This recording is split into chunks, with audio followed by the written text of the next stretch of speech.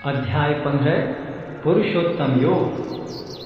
भगवान ने कहा जाता है कि एक शाश्वत अश्वत्थ वृक्ष है जिसकी जड़ें तो ऊपर की ओर हैं और शाखाएं नीचे की ओर तथा पत्तियां वैदिक स्तोत्र हैं। जो इस वृक्ष को जानता है वह वेदों का ज्ञाता है। इस वृक्ष की शाखाएं ऊपर तथा नीचे फैली हुई हैं और प्रकृति के 3 गुणों द्वारा पोषित हैं। इसकी टहनियां इंद्रिय विषय हैं।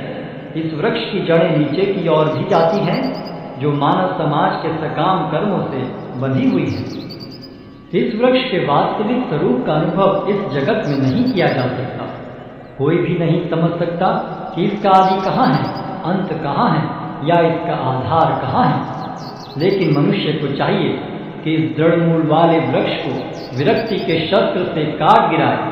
तत्पश्चात उसे ऐसे स्थान की खोज करनी चाहिए जहाँ जाकर लौटना न पड़े और जहाँ उस भगवान की शरण ग्रहण कर ली जाए जिससे अनादिकाल से प्रत्येक वस्तु का सूत्रपात तथा विस्तार होता आया है। जो झूठी प्रतिष्ठा, मोह तथा कुसंगति से मुक्त है, जो शाश्वत तत्व को समझते हैं, जिन्होंने भौतिक काम को नष्ट कर दिया है, जो सुख तथा दुख के द्वंद्व से मुक्त हैं और जो मोह रहित होकर परम पुरुष के शरणागत होना जानते हैं, वे उस शाश्वत राज्य को प्राप्त होते हैं। वह मेरा परम धाम न तो सूर्य या चंद्र के द्वारा प्रकाशित होता है और न अग्नि या बिजली से। जो लोग वहां पहुंच जाते हैं वे इस भौतिक जगत में फिर से लौट कर नहीं आते। इस बद्ध जगत में सारे जीव मेरे शाश्वत अंश हैं। बद्ध जीवन के कारण वे 6 इंद्रियों से घोर संघर्ष कर रहे हैं जिनमें मन भी सम्मिलित है। इस संसार में जीव अपनी देहात्म बुद्धि को एक शरीर से दूसरे में उसी तरह ले जाता है जिस तरह वायु सुगंधि को ले जाता है।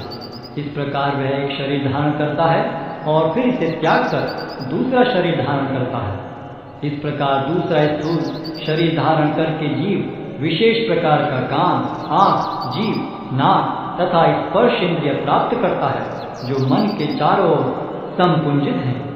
इस प्रकार वह इंद्रिय विषयों के एक विशिष्ट समुच्चय का भोग करता है। मूर्ख न तो समझ पाते हैं कि जीव किस प्रकार अपना शरीर त्याग कर सकता है, न ही वे यह समझ पाते हैं कि प्रकृति के गुणों के अधीन वह किस तरह के शरीर का भोग करता है। लेकिन जिसकी आंखें ज्ञान में प्रशिक्षित होती हैं वह यह सब देख सकता है। आत्म साक्षात्कार को प्राप्त प्रयत्नशील योगी जन यह सब स्पष्ट रूप से देख सकते हैं। लेकिन जिनके मन विकसित नहीं है और जो आत्म साक्षात्कार को प्राप्त नहीं है वे प्रयत्न करके भी यह नहीं देख पाते कि क्या हो रहा है। सूर्य का तेज जो सारे विश्व के अंधकार को दूर करता है मुझसे ही निकलता है। चंद्रमा तथा अग्नि के तेज भी मुझसे उत्पन्न है। मैं प्रत्येक लोक में प्रवेश करता हूँ और मेरी शक्ति से सारे लोग अपनी कक्षा में स्थिर रहते हैं। मैं चंद्रमा बनकर समस्त वनस्पतियों को जीवन रस प्रदान करता हूँ। मैं समस्त जीवों के शरीरों में पाचन अग्नि हूँ और मैं श्वास प्रश्वास में रहकर 4 प्रकार के अन्नों को पचाता हूँ। मैं प्रत्येक जीव के हृदय में आसीन हूँ और मुझसे ही स्मृति, ज्ञान तथा विस्मृति होती है। मैं ही वेदों के द्वारा जानने योग्य हूँ। निस्संदेह मैं वेदांत का संकलन करता तथा समस्त वेदों का जानने वाला हूँ। जीव 2 प्रकार के हैं, च्युत तथा अच्युत। भौतिक जगत में प्रत्येक जीव च्युत होता है और आध्यात्मिक जगत में प्रत्येक जीव अच्युत कहलाता है। इन दोनों के अतिरिक्त एक परम पुरुष परमात्मा है जो साक्षात अविनाशी भगवान है और जो तीनों लोकों में प्रवेश करके उनका पालन कर रहा है।